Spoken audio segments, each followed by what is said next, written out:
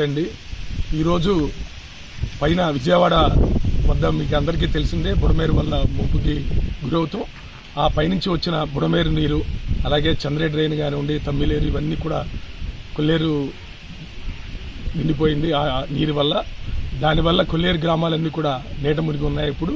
ఇప్పటికీ కలెక్టర్ గారు, అధికారులు అందరూ కూడా స్పందించి అన్ని సహాయాలు బాగానే చేస్తున్నారు. కానీ ఈరోజు కొవ్వాళ్ళంక, పెనుమాకలంక, మణుగునూరు, నందిగామలంక ఇవన్నీ కూడా గ్రామం చుట్టూ నీరుండటం వల్ల వాళ్ళు నిత్యావసర వస్తువులు, ఇతర కార్యక్రమాల కోసం చాలా ఇబ్బంది పడుతున్నారు.